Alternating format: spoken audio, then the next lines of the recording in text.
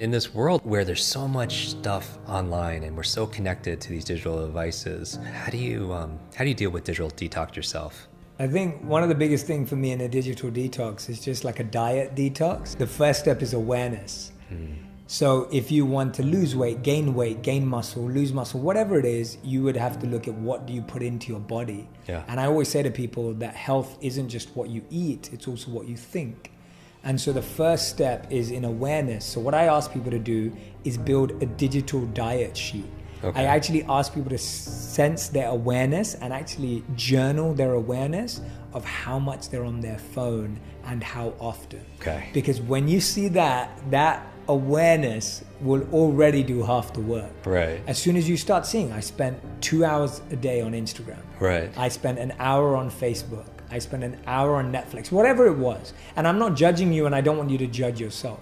What I want you to do is build a genuine diet sheet for 1 day, 2 days, 3 days. Right? And there's actually on your phone, for like the iPhone, you look at the battery part and then it actually tells you the actual to the minute. Exactly. You know, and percentage you're spending, how much is like 20 hours of that week on Instagram or something like that. Absolutely. So the first step is awareness. That's all I want you to do is take out some time to just journal down your usage. Okay. Now, if you're saying to me and you're listening to this going, Jay, I already know I spend too much time on social media, then you can go straight to the second one. The second one is build no technology zones in your home. Okay. No technology times and no technology zones in your home. Set rules, parameters, and barriers. So I always say to people that I don't like using my phone in the kitchen or the bedroom because it's more fun to eat and sleep with people. Right. So remove technology from places where you can really build up beautiful human bonds with people. Okay. And usually it's the kitchen in our homes and the bedroom, whether we watch the TV in our bedroom or whatever we do, let's do that with people. And whatever we do in our kitchens, eating, cooking, these activities which are great for human interaction and bond building, let's do that with people. And also that's the place, but and also the time also? Yes, and the time, and set no technology times in your home. Okay. So my example being, and I genuinely did this for years when I was practicing this, I locked my phone in my car outdoors. Okay. So that it would not be the first thing I looked at in the morning. No, that's beautiful. And I replaced it with a real alarm clock. And that's what woke me up in the morning if I needed an alarm. I've trained myself to not need an alarm to wake up, but if you wake up to an alarm, switch it to a real alarm clock. Beautiful. Keep your phone in another room. Do not wake up to your phone. Okay. Right? That can save you so much time and hassle. That sounds amazing. And the third step to doing a digital detox is don't to and fro and pendulum between lots of technology and no technology.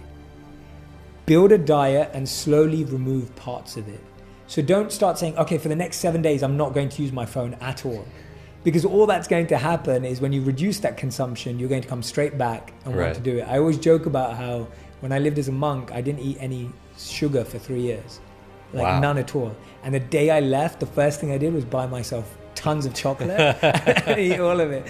When you starve yourself of anything, your mind wants to go to the other extreme. It's very often a trick of the mind. So one of the things I recommend is once you build your digital diet sheet, set out your parameters in your home and your boundaries, see yourself removing step by step. So don't try and remove Instagram and Facebook and Netflix all at the same time. Right. Move one at a time. Make your change a big priority and a small step. Don't try change everything at the same time. So people try and change all their digital habits all at the same time. Right. Just do one every week for a month. Because little things done consistently add up to big things. Totally. Most of us try and change 4 things in 1 week. Right. When all you have to do is change one thing 1 week for 4 weeks in a row.